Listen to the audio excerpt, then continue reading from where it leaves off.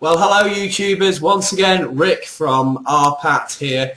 We're discussing our final one for PAT testing regulations. We're into part 4 now.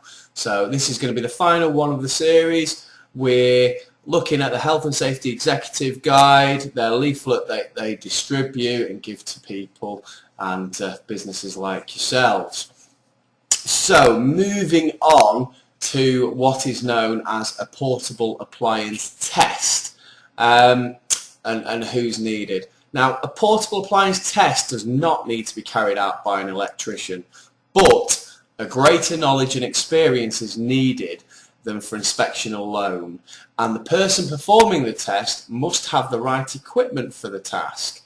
They should know how to use the test equipment and how to interpret the results. That just screams out to me, PAT tester, in a box, what we do, we know how to interpret the results and we have the right equipment for the task.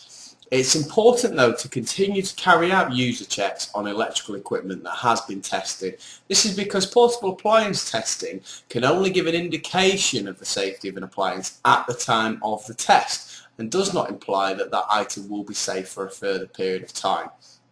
The person carrying out this test should not assess when the next test will be due, as this decision should be made by you on a risk assessment basis. PAT testers kind of take over the risk assessment basis sometimes, and we will know what it says in our book. We do have a book. If we're qualified, it's the Citizen Guild's inspection and testing book. So yes, it's done by risk assessment, but sometimes we might suggest when's best for you. Okay, on to portable and movable equipment. Parts of portable appliance testing, people don't realise kind of what is a portable appliance. In effect, it's nearly everything with a flex cable that's visible to the naked eye. Because that flex cable, there could be problems with it. So we have to check to make sure the flex cable for the electrical supply isn't damaged or, broken in any way. So a portable or movable electric appliance is any item that can be moved, either connected or disconnected from an electrical supply. Portable or movable items generically have a lead, cable and plug, just as I was talking to you before. Portable and movable equipment includes some of the following. So you've got electrical equipment that can easily be moved around, such as kettles, vacuum cleaners, floor polishers, heaters, fans, desk lamps, TVs, radios, small electric cookers, projectors, small appliances, irons, hairdryers, hair straighteners, kitchen equipment, food mixers, toasters. Anything small with a plug on it is portable. Larger items that could be moved but only rarely. So things like in a bar, water chillers, fridges, microwaves, photocopiers, vending machines, washing machines, electric cookers, fax machines, desktop computers, etc. So anything that's a little bit bigger only gets moved once in a while, but it's still, a portable appliance.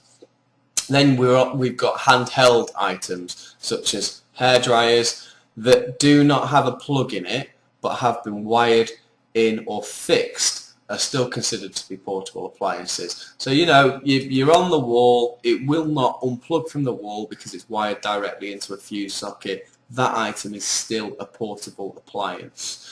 But large electrical items such as water boilers that are wired in are not portable appliance, and they're not designed to be moved and would come under the scope of fixed installation maintenance. Mobile phone and battery charging equipment that is plugged into the mains is included, but the phones themselves and any other battery operated equipment would not be included. However, I have been round some offices before and seen PAT testing stickers on all sorts of things, from calculators to audio connection cables and things like that. So there is some dodgy operators in the industry that will try and tell you that your mobile phone needs to have a sticker on it. And obviously, lastly, extension leads, multi-way adapters and connection leads as well.